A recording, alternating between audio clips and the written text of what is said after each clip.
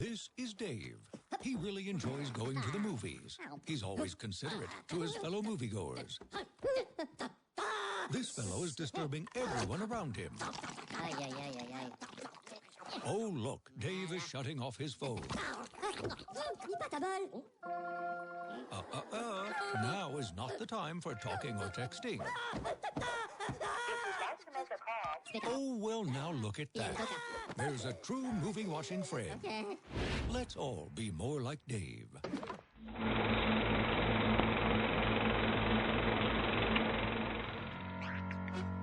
This is M-Wire, Movie Week in Review. M-Wire is brought to you by Audible.com. Sign up today to get a free audiobook download at www.audibletrial.com/geekcastradio. Start today with a free 30-day trial with over 100,000 titles to choose from for your iPhone, Android, Kindle, or MP3 player. Don't forget to follow Audible on Twitter at audible_com. And now the latest and greatest in movies with M-Wire. Whoa! Hey, did you see it? The way he went sailing right out there? He just went sailing out there. It was terrible. I mean, just terrible. We must have been doing over 80, you know. An ambulance. We ought to call an ambulance. Oh, look at that car. How could it He happen? must have gone by you doing 90 miles an hour. I wasn't doing it. You weren't standing still. I never saw such a crazy guy in my life. Let's get down there. Come on, let's go. We're going to go down there. You stay in the car. Now, Russell, be careful. Remember your condition. Yeah. Boy, the way he just sailed out there. Look out, look out, look out, look out. Huh? Bingo! I say, chaps, don't you think we ought to find a spot of cover? No, there's nobody around. Come on, count it out. What are we waiting for? Now, wait a second. Everybody's gonna get something, so no arguments, because we all get an equal share. He's right. That's the only way to do it. Shares for everybody. Now, how many are we?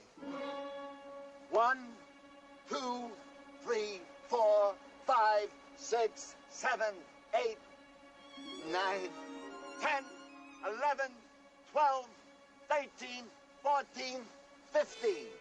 15 of us, that means 15 equal shares. Why, you dirty double-crosser? I was only... Why you cut yourself in for twice? I was just... You think you get away with that? Get him! This way to get him!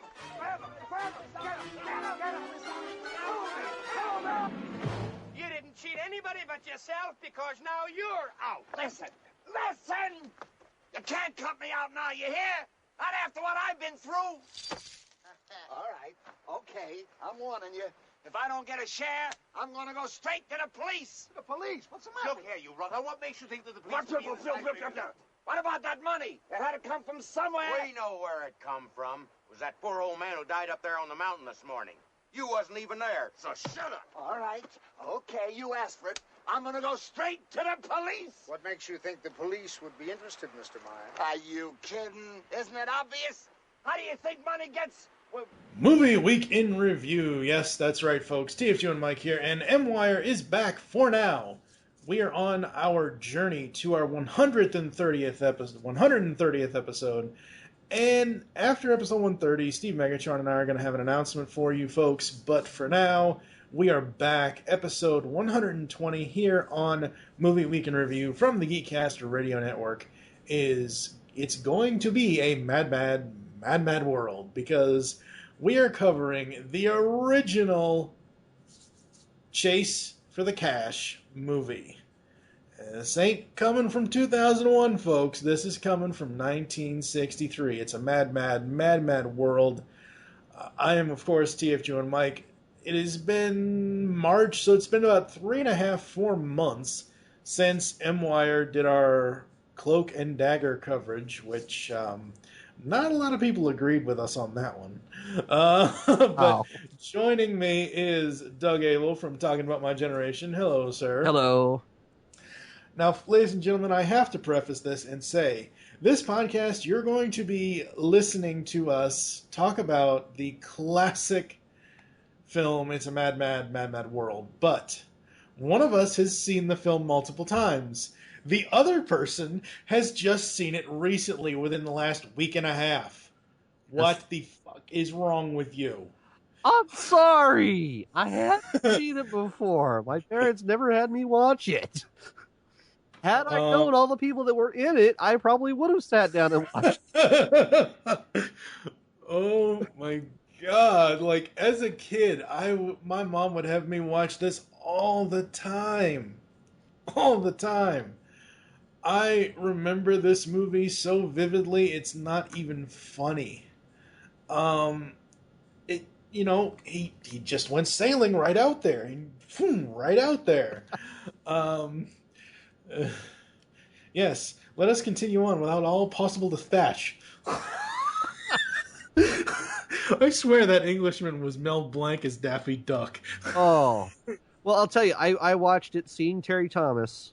I went, oh shit, this is where Tim Curry got the references for Wild Thornberry's character. It's the same guy. I'm like, holy crap, now I get it. It's little things like that. I was loving the film, just watching it and going, oh my God, I'm making all these pop culture references here. Now, one of the reasons, outside of the fact that I love this movie, one of the reasons why this is episode 120 of M-Wire, instead of the Expendables, which was supposed to be 120 of M-Wire, is that my good friends Matt and Michael over at La La Land Records actually sent me the 2-disc soundtrack score for this film. I would have done an episode of M-Wire about this movie anyway, regardless, but oh man, hearing the music outside of the film on the score that they put together a number of years ago, is just amazing. It really, really is. For those that don't know, for those who are uneducated like Doug, It's a Mad World is a 1963 American epic comedy film produced and directed by Stanley Kramer. It is starring Spencer Tracy with an all-star cast about the madcap pursuit of $350,000 in stolen cash by a diverse and colorful group of strangers. The ensemble comedy premiered on November 7th, 1963. The cast features a number of people. Like, too many to even count. Spencer Tracy is Captain T.G. Culpepper.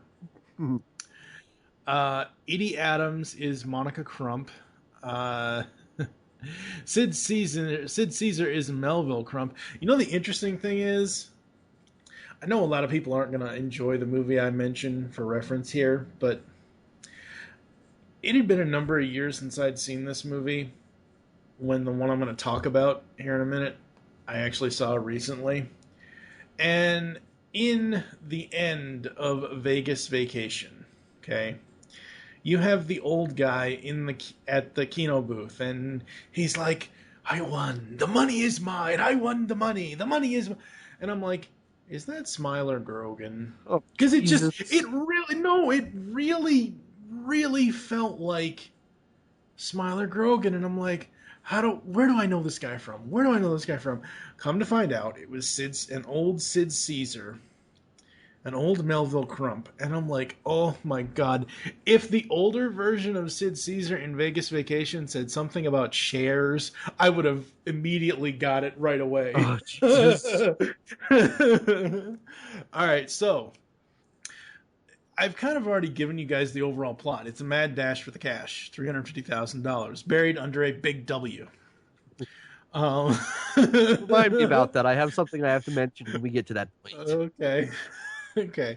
So we're not even really gonna we're not gonna discuss at length here, but we're gonna discuss some of these. But I'm just gonna run down the cast list first. Principal cast: Spencer Tracy as Culpepper, Edie Adams as Monica Crump, Milton Berle as J. Russell Finch, Sid Caesar as Melville Crump, Buddy Hackett as Benji, Ethel Merman as Mrs. Marcus, Dorothy Provine as Emmeline Marcus Finch, Mickey Rooney as Dingy, Dickie Shawn as Sylvester Marcus, Phil Silvers as Otto Meyer, Terry Thomas as Lieutenant Colonel A. Algernon Hawthorne, and Jonathan Winters as Lenny Pike.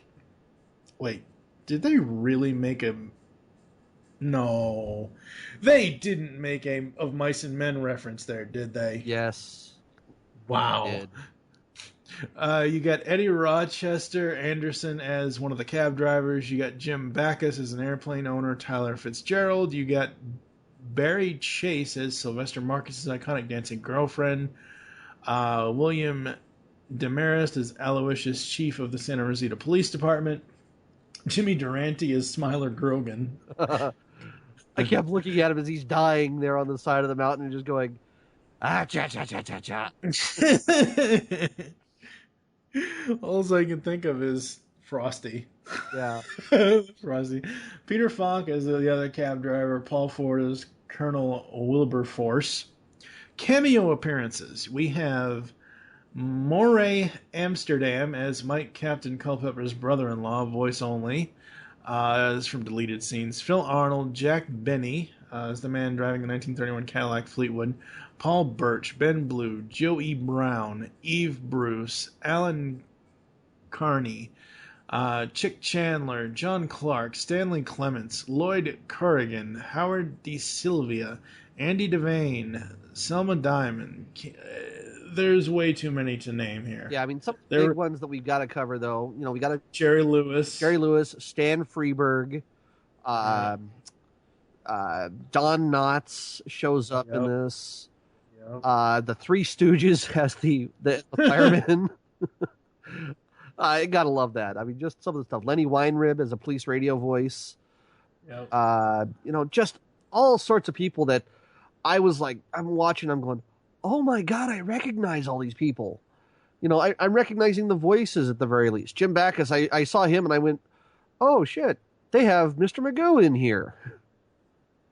Mm-hmm. You know, just little things. I love this. And you were right. I deserve to be thrown under the bus for this, and it does hurt that I haven't. You deserve to be raked over the coals for seeing Rat Race before this. I know. Oh. Comparisons are... It doesn't even compare. That's all I can say. Rat Race does not even compare to this. It should be frozen and forgotten. Rat Race should have never been made. Yeah.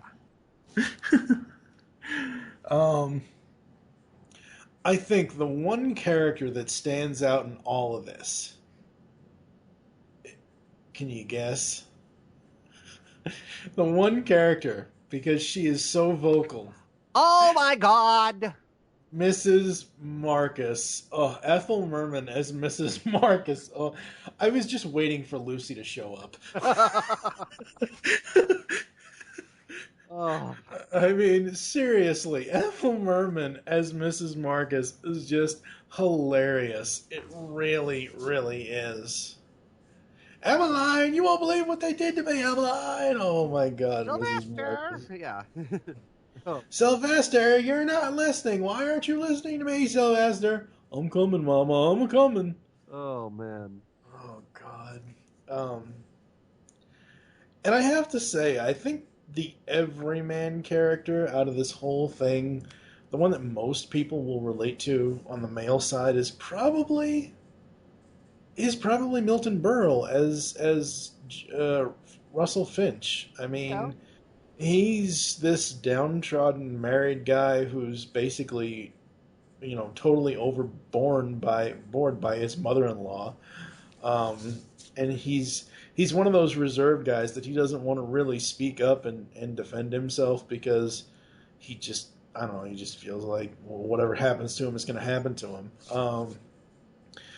So you got Captain Culpepper, and Culpepper has been chasing this criminal, Smiler Grogan. And Smiler Grogan hid, as I've already said, $350,000. Now you gotta think, though, when was this supposedly taking place? I mean, this was, what? Let me see here. I mean, it released in 1963, but I'm trying to think, what is the year that actually the actual movie takes place in? I don't know. It had to have been the 50s. Well, not the 50s, but maybe the 40s. I don't know. No, it was definitely after the 50s because they're driving around. You know, it's definitely late 50s, early 60s because of the stuff they're driving around. The Yeah. The Volkswagen Bug didn't hit the U.S. soil until like 60 or something like that. So Yeah. Okay, so let's just say it's the 60s. Yeah. And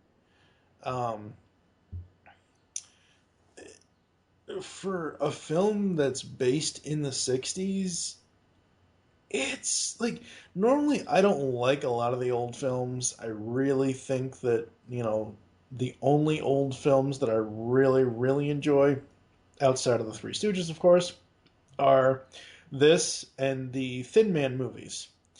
But this is just like, it's just a laugh a minute. It really is, because you have all these different people. You got Jonathan Winters as Pike. Jonathan friggin' Winters, the guy who played a million different Scooby-Doo villains. I mean, Yeah. the voice of a different, I just love this movie. As each of their adventures, you got Benny and Dingy in the plane.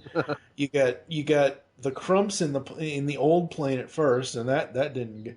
That was like Rocketeer kind of stuff right there. Oh yeah, yeah. I don't know if this plane's gonna hold together, folks.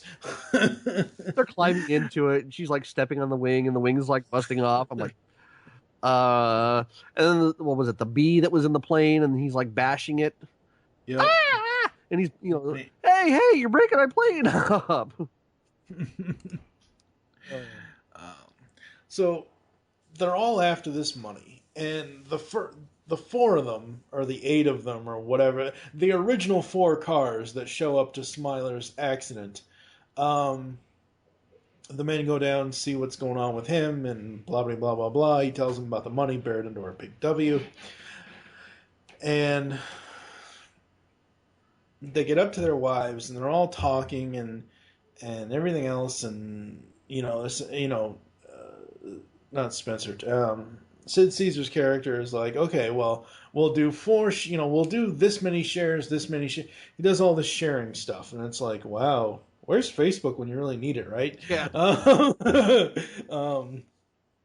So, and then they all decide to drive calmly down to Santa Rosita, and then that's really when it becomes a race, because Pike tries to get one over on everybody, which didn't work, and then they all say, okay, it's, well, actually Benji says this. Okay, so we're all agreed. It's every man, including the old bag, for himself. So we've got that going on. And as the movie progresses, we have all these different people coming in. And honestly, the best rivalry in the entire movie for me is Pike and Meyer. Pike and Meyer. Oh my God, Mr. Meyer. Oh, yeah. That guy. I had to stop to think for a second. I'm like, wait, because I'm recognizing him by the face and I'm not by the name necessarily. All I could think of when I saw him was, hey, that's Phil Silvers. Mm-hmm. That's, God, what's his name? His character that he did when he was a sergeant in the military. I forget what it was. Bilko. Sergeant Bilko. Oh, yeah, Sergeant Bilko. Yeah, so Phil Silvers and Jonathan Winters' characters, Otto Meyer and Lenny Pike, their rivalry throughout the entire thing is just so hilarious. Those poor guys. Oh my God, he's going crazy. He's got an axe. Oh my God, the guys at the gas place. Oh. Hey, you can't take this car. Oh, it's okay, kid. I'm just gonna borrow it. And Phil Silver's character's like, when he has his car originally, he's like, hey kid, is there another way out of here? Well, don't just sit there, kid. Show me. Is there another there? Down there? Come on, mister. It's shallow. It's not that deep. Yeah. The water swallowed his car like the garbage scow on the Death Star. Yeah. Yeah.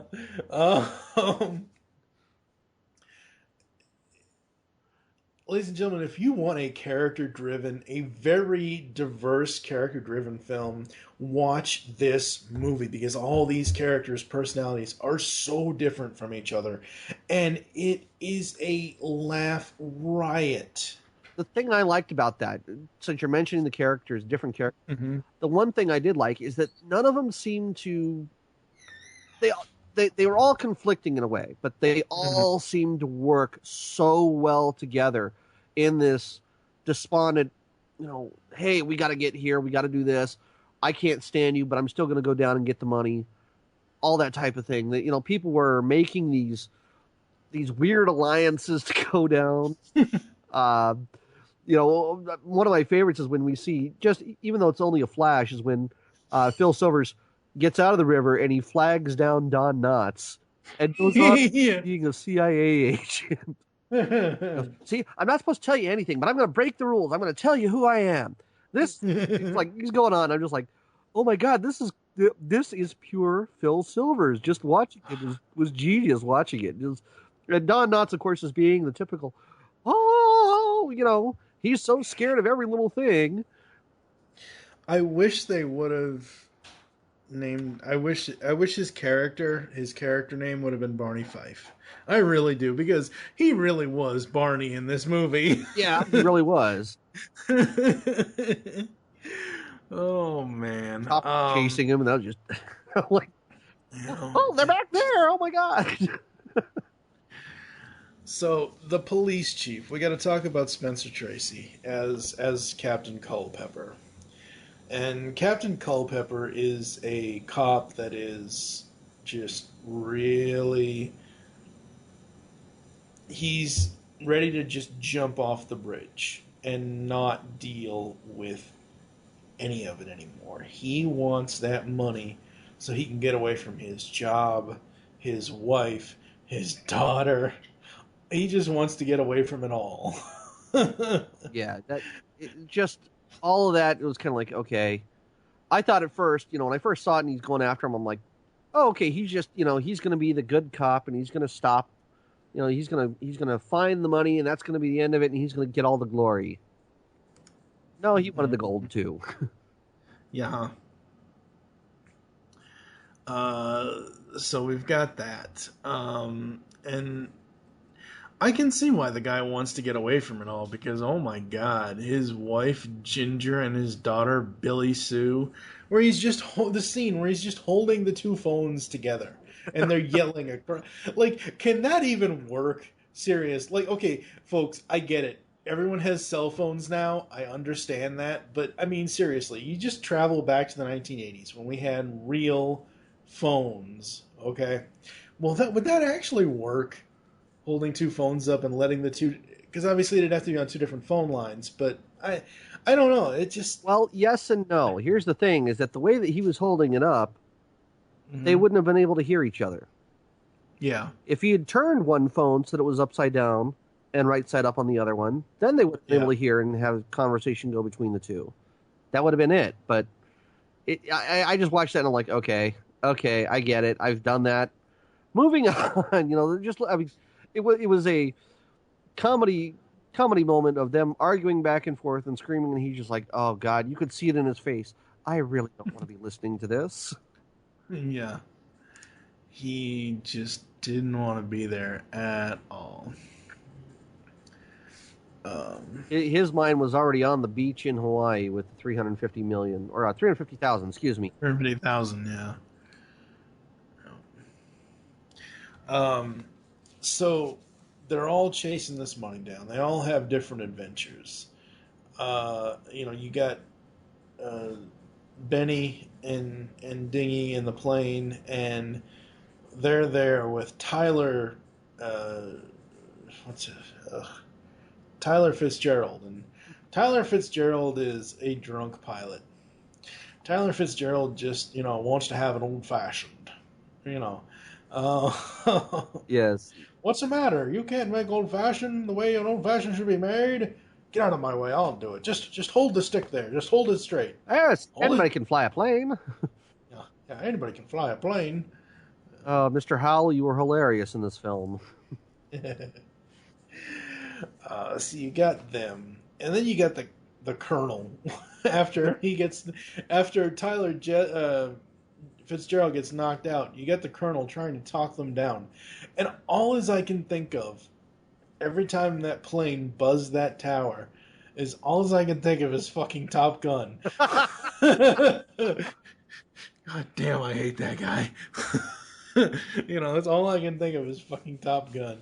All right, man, we're going to get you down from there. But first, I have to tell you this. Before we even do anything else, we're going to do this. And then we're going to do this. And then we're going to do this. But before I tell you that... Okay. Yep. Meanwhile, Carl Reiner's over on the other side going, really? Really? Is this how we're going?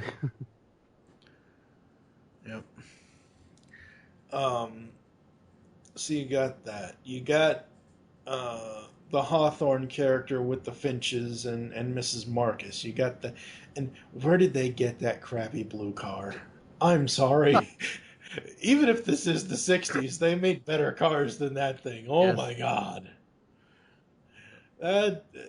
And what was the deal with him being a cactus collector? Okay, I know a lot of people nowadays, a lot of geeks collect a few strange things, but a cactus collector? What the fuck? I'm going to stop you right there and tell you that my sister-in-law has a succulent addiction. Succulents are cacti, all those things. Yeah, they're weird people. What can I say? My sister-in-law, right up there with them, and I'm about ready to get hit in the back of the head. I don't care.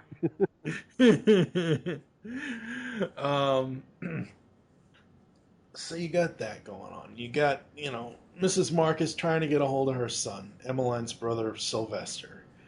What am I thinking? Sylvester, he lives right down the street from Santa Rosita. He could just go there and get it, and there it'll all be done. So we got that going on, and Sylvester's by far the weirdest character in this whole movie. I think it was a lot of the drugs that he was doing or something. Possibly, but between him and his girlfriend, just wow, that scene. So you got all that going on. And we get into the kind of, I don't want to call it a rat race because that's just an insult to me, but you got the whole race going on with everybody involved now, and everybody's making their way down to Santa Rosita. We eventually get 2 cab drivers involved. And one of the cab drivers is none other than Columbo. That was probably one of the best scenes as he's driving down there, and he just starts going on, what do you suppose that this is going on with?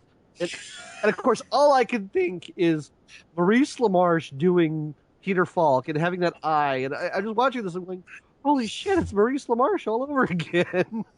I hope to God.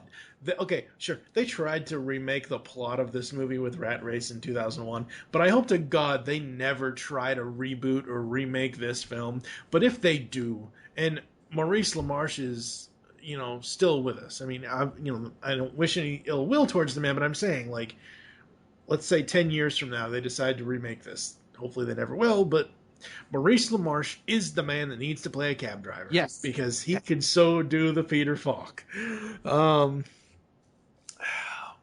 And if they ever... Anyway. So... everybody starts getting to Santa Rosita Park. After they get out of their situations, you had Benji and Dingy up in the plane. You had the Finches and all that chasing around with Sylvester. You had Pike chasing Meyer. You had the Crumps stuck in the hardware store basement. Setting off the fireworks. Fireworks, yeah. So you got that. So they all start arriving. And really the first to arrive are the Crumps and Benji and Dingy. And there's a scene before everybody else shows up. There's a scene where they meet up and Melville is like, you go the way we came, we'll go the way you came. No, wait. No, yeah, that's right. And that's the scene where you see the 2 cab drivers where the black guy's like, what the heck is going on? And Columbo's like, I don't know, they said something about something being under a big W. And you see it right behind the cab drivers. Yeah.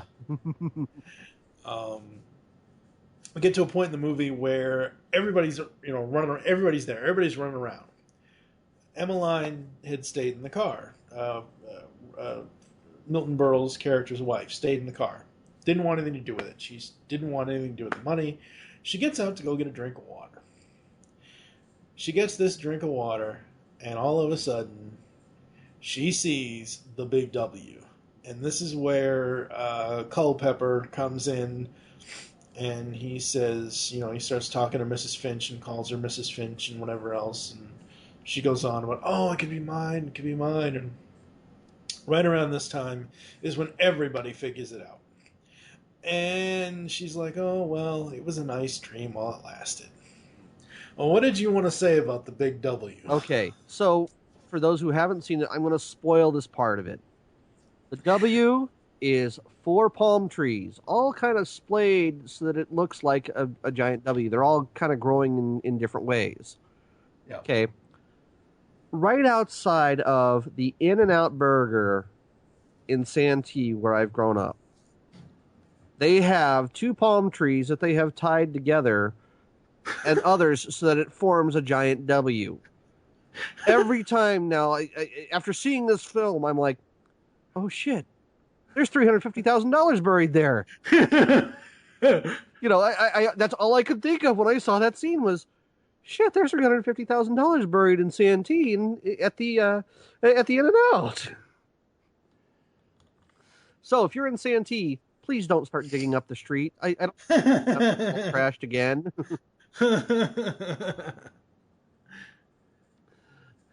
So they all find it and they all go digging. Digging, and by this time Marcus, Sylvester Marcus, the brother, Mrs. Marcus's son,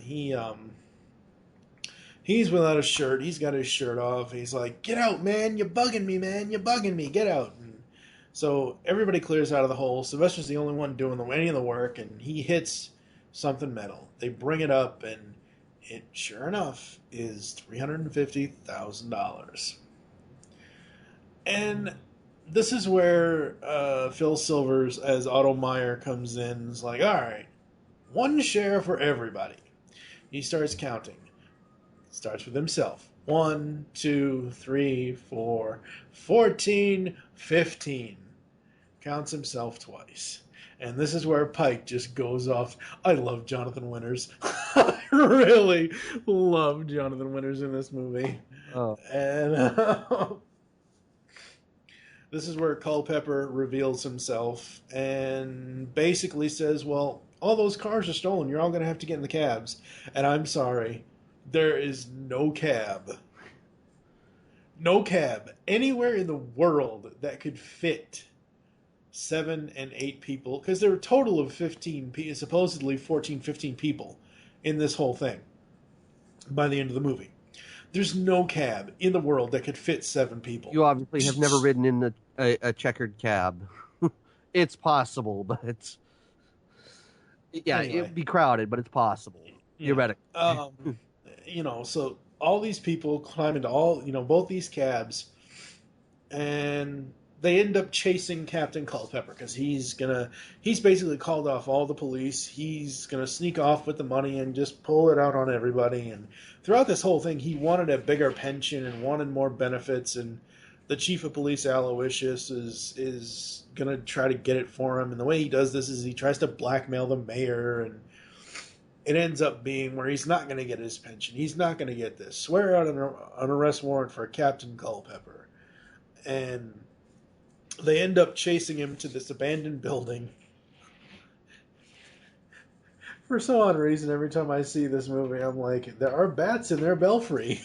I'm just waiting for Batman to show up out of all things. But climbing inside of the building with rope. Yeah. Oh, that would be so awesome. Have every one of these characters in one of the windows as Batman and Robin and Batgirl climb up the side of the... Anyway, that would be so cool. Anyway, so they chase him up to the roof, and he is going to go over the roof, and he's trying to hold on to the case while trying to get down the fire escape. And the fire escape, let's just say it's not in the best shape as it should be. And everybody starts hitting him and everything else, and the briefcase with the money just plops right open, and $350,000 dumps onto the city of Santa Rosita, California. The money is gone. Kind of reminds me of Cocktail. The luck is gone, the brain is shot, but the liquor, we still got. Anyway, so the money's gone, and they're all trying to get down and all trying to get the money, and somebody yells, a fireman or a policeman or somebody, "Hey, you, get off that's not safe, it's unstable, blah, blah, blah." They bring in the fire trucks and ladders and whatever else, and the ladder, they all try to get on the ladder. Yeah. And the ladder ends up overloading. And it ends up flinging all of them in various directions. We end the movie with all of them in the hospital. Every single one of them. Except for somehow, I don't know how this happened. This is some big trick of the universe. I don't know how it happened, but somehow the only one that did not get injured, the only ones that did not get injured were, I know why, because they didn't go up there. Right. That's right. The women didn't. Okay, yeah. None of the women got injured. So it was all the men that got injured. So not all of the in total 15, 16 characters. It was just all the men. So all the men are injured, and all the women come in nurses' outfits of all. Fuck. How the hell did it, don't get me wrong, folks. I love this movie. I'm really trying not to nitpick certain things about this movie, but it's like, how the hell did they all get nurses' uniforms at the end of the damn movie? It's like, wow. So they come in. Ethel Merman, Mrs. Marcus, basically, how you 10 idiots screwed this up. I have no idea, blah, blah, blah. And we go on and we hear Culpepper saying about how his wife is divorcing him, his daughter is suing him, and daughter wants to change her name, and all this and all that. And, you 10 idiots might, even get off light. And he said, I just give one thing to have one good laugh. And as Mrs. Marcus comes in and gets ready to leave, I forget who it was. Was it Benji or Dingy? Somebody threw a banana peel before she came in. Yeah. She slips on the banana peel. And that's what gave everybody their one good laugh. And the only one that is kind of laughing / crying is obviously her son, Sylvester. Mama! It's like, oh my God, Sylvester. Oh. So, Sylvester, I don't know. There was something really kind of just... I don't even want to say it because it'll ruin the film for people. No, I won't go there. What? Just Don't say it. The film is 52 years old if people haven't seen it by now. Well, I don't want to put that weird Oedipal spin on it. That's all. It seemed like him and his relationship with his mother was a little incestuous. That's all. I was like, yeah, it's a little weird. But yeah, so having never seen the movie before, yeah, what's your overall opinion on the film? I really liked it. It was a lot better than I thought it was going to be. I thought, because most of the thing is that when I see these old films, I'm kind of like, okay, it's going to be another old film that I'm not going to really be in touch with. That it's going to be, oh, this is great for the period. No, it didn't matter. Yeah, they were driving around some old cars, and it was great to see some of the old cars. And some of the references were kind of out there for me to pick up. Like when they're tearing around and they're making a comment about, well, you've got a Buick. This thing should be able to pull right up. This car should be a lot faster than this. And he's going, well, I'm taking it slow through the turns. I can't haul butt through, I can't go real fast through the turns. They were all boats. What do you expect? None of them handled the turns well. Yeah. For me, I absolutely love this movie. I really do. I mean, every bit of it. There isn't... I think the only part I fast forward through is the intermission part where they actually allow you to take a break, Yeah. and it's nothing but music. I love the music. Don't get me wrong. The music in this is simply amazing. But, you know, I think that's really the only part where I really kind of fast forward a little bit just to get back to the action. Yeah, I mean, I fast forwarded through the opening credits, and part of that. No, I can't fast forward through the opening credits. Those animated credits. Nah, those are awesome. Well, part of the reason that I did that was because I was pressed for time when I was trying to watch it. So I was like, okay. And then on top of that, like as I got done with it, my wife goes, "Oh, I need you to take the trash out because it's something stinky in here." So I missed like the first 10 minutes of it. So I did at least get to see, you know, some of the stuff with Smiler Grogan. I did have to go back and rewatch that. No. And that was well worth it because I love Jimmy Durante. I just, you know, the guy is immortalized down here in San Diego, Jimmy Durante Boulevard. He's immortalized at the Del Mar Fairgrounds. I love the guy. What can I say? But seeing him as Smiler Grogan, that just, and you know, all I could think of, like I said, ah cha cha cha. You know, I was just waiting for him to say that. Just going on, great start to the film. Everything going back and forth, the plane buzzing, and you know, the guy trying to walk him down.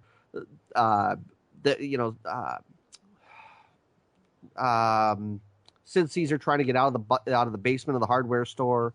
Mm-hmm. I almost said Milton Berle. I'm like, no, that's wrong. Yeah. You know, Terry Thomas, the Colonel, just I died laughing watching him. Like I said, all I could think of was Wild Thornberrys all over again for me. So definitely a good film and one I would recommend. I am surprised I haven't seen this before. Yeah, I was pretty surprised too that you hadn't seen this before. So let's go over some casting notes according to Wikipedia. Take this with a grain of salt, but apparently it's, you know, sourced and whatever else. Casting notes for It's a Mad World. According to Mark Evanier, William Rose's original story outline indicated that the 5 principals that visit Smiler Grogan's crash site were intended for Milton Berle, Sid Caesar, Phil Silvers, Jackie Gleason, and Red Skelton. Skelton was able to take too much time off from his television series and thus agreed to only make a cameo appearance in the film. However, his demands for high salary led to Stanley Kramer turning him down. Lucille Ball, Martha Ray, Joan Davis, and Imogen Coca were suggested for the men's female companions. Sophie Tucker and Mae West were both suggested for the role of Milton Berle's mother-in-law. Oh, Jesus. Mae West in Ethel Merman? And no, that wouldn't work. Rose wanted Jack Benny to play the role of detective monitoring the group throughout the film. The role of Smiler Grogan was originally intended for Buster Keaton. Wow. Yeah, see, that would have been a completely different movie. Yeah. Don't get me wrong, I like Buster Keaton, but he was more of the physical comedy, you know, the sight gags type stuff. Jimmy Durante he had the rhythm down, and that was it. My God, that would have been a different one. According to Robert Davidson, the role of Irwin, which I don't know, who the hell was Irwin? Oh God, I should know this. I've seen this movie enough time. Anyway, the role of Irwin was originally offered to Joe Besser. What the hell? Oh man, that's crazy. So let's see what else here. Don Knotts originally shot a second scene in which he tries to use a telephone in a diner. Also featured in the scene was Barbara Pepper. The sequence was not used in the finished film, obviously. Let's see. Production. The animated credits sequence. Kramer's comedy was accentuated by many things, including the opening animated credits designed by Saul Bass. The film begins with a mention of Spencer Tracy, then in the alphabetical order, mention of 9 of the main cast: Berle, Caesar, Hackett, Merman, Rooney, Shawn, Silvers, Terry Thomas, Winters, followed by hand switching these 9 names 2 or 3 times over. Animation continues with paper dolls and wind-up toy world spinning with several help. The sequence was future Peanuts animator Bill Melendez. Wow. Wow. That's awesome. I didn't even make that jump. I should have, but I didn't. Yeah. For 1963, this movie, it had a budget of $9.4 million, and its box office was $60 million. 60 million in 1963. That's a lot. I mean, I know 60 million nowadays is a lot of money, but 60 million back then? Oh, yeah. Can you imagine how far that would stretch? Oh, man. Just so awesome. Let's see here. There are various versions of this film. I have the version that's I think it's the full version. For home media, first issued 1981 on 2 VHS tapes by Magnetic Video and reissued VHS and Laserdisc by CBS Fox Video. Let's see. On July 5th, 2011, a Blu-ray disc was released as a Walmart exclusive with feature running time of 159 minutes, and presented the film in its correct aspect ratio of 2.751, along with correct multicolor title sequence. The special features included something a little less serious documentary, extended scenes, theatrical trailer, reissue trailer. Much like the MGM HD broadcast, it features the overture and exit music, but no intermission. See, I have the one with the intermission, so I think I come out on top on that. See, that's the plus. I think the one that I had was the Walmart version that I got to see because it didn't have the intermission in it. So, yeah.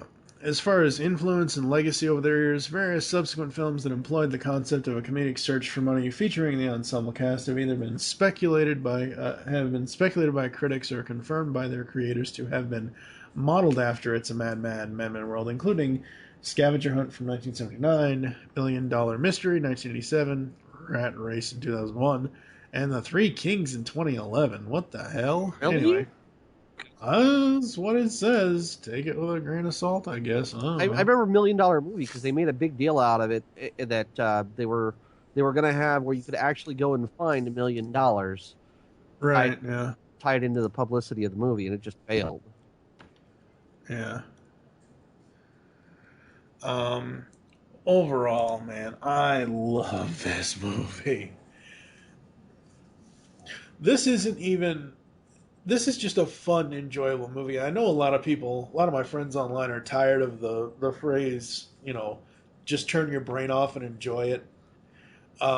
This is not a turn your brain off kind of movie. It really isn't. It's a movie that you can sit in, relax, get to know the characters, figure out how they're all going to interact, and just have fun with it. Yeah, with me, there's been 2 movies that are like that for me that I've been able to sit down and watch. And one of them, you'll probably laugh at me for it, it's the original Music Man. Came out in the 50s. Oh. It's because of how they put it together and all the music and everything and seeing cast interaction. And then coming through and seeing this, and it just reminded me so much of the Music Man because of the matte overlays in the background, the matting that you saw for the plane and the tower, and when they're coming down the mountain, coming down the hill and into Santa Rosita, all that sort of stuff just brought back those images back to me, and I'm like, wow, this feels like that. And then you have the comedians that were in this, and everybody's interactions together, and just going back and forth with very witty banter. I mean, some of the stuff that they were doing, the jokes that they were making there's stuff that, most kids wouldn't necessarily get. Yeah. It was more of an adult humor. I mean, a lot of the stuff, it was still funny. You laughed at it, but it wasn't until later on that, if you were our age, then you might have gotten a lot more of the jokes and gone, oh, that's even funnier. Yeah. As far as the music, it was done by Ernest Gold. It also includes it was from the original album. So the 2 CD release that La La Land Records did. Disc 1 is the complete original motion picture soundtrack, and it includes 25 total tracks. The second disc is the It's a Mad World LP reissue. And this is the original album that came out, because this one, the final 2 tracks on it is You Satisfy My Soul in 31 Flavors. So I love that they put the two songs on here. I think that's great that they use those as kind of like bonus tracks almost at the end. But man, I listened to this. I wrote a written review of it on geekcastradio.com, and I couldn't stop listening to this, to the original complete score, the first 25 tracks. I just couldn't stop. It's so good. The music in this movie, it just fits so well, and Ernest Gold did an amazing job with it. Yeah. For ratings based on GCRN Universal Rating System, I have to give this movie a 5. If I don't, I won't be able to live with myself in the morning. It's everything about it is just so good. Anyone that can nitpick the hell out of this movie and find something wrong with it, I triple dog dare you to, because you're just going to end up enjoying it. You're gonna hate me, but I'm gonna put it at a 4.5 stars only because of when the film was made back in '63, and that there was still stuff that fit only for that time period. Like you said, the cars and whatnot, and them going back and forth. That is probably the only niggling little nitpicky thing that I could make about it, but it was still a great thing. It will go on. Just, I pray that they don't do any more reboots. This film is a classic. Leave the classics alone, Hollywood. Absolutely love it. Now, 4.5, that's a good score. It's not like you give it a 2.5. Yeah. So, all right, folks. I honestly have no idea what's coming up next on M-Wire. I'm still working it out, still trying to figure out what movies we're going to cover. I can tell you that episodes 125 and 126 have already been recorded. They've actually been recorded months in advance. I'll have to put a little notice on those before, when I edit them, before you hear them, because they've been pre-recorded to everything else that has happened in my life since what has happened in my life with my mom passing and all that stuff. But we're on the road to episode 130, and after 130, Steve and I are going to have to just look back and take some reflection and take some time off. We might be retiring M-Wire. So between now and then, we'll just have to see what happens. But right now, we hope you enjoyed the show. Go watch It's a Mad, Mad, Mad, Mad World. I guarantee you will laugh your ass off. Yes. All right, you got anything you want to pimp out really quick? I just want to let everybody know, please go check us out on Talk About My Generation. We will be having here, when will this be airing, Mike? Will this be before or after the 3rd? Before. Okay, so go and listen to our review, our talk on July 3rd. It's 30 years. Actually, 80 years total, I think we said? 1885 to 19... Oh, no. 100 years. Okay, that's 100 years. Well, no, it was 100 years between... Wait, hold on. Yeah. Gotta do math now. It's 100 years between 1985 and 1885. Now, in total, 2015 minus 1885, it's 130 years total. So there we go. If we're talking about this year, so... yes, we will be discussing the trilogy, one of the greatest trilogies ever. We've already discussed Star Wars, so it's not that one, folks. Please on Talking About My Generation over at mygenerationpodcast.com. And technically, Star Wars is a sexology now. No, Star Wars is a trilogy. It's a sexology. It's a trilogy. Anyway.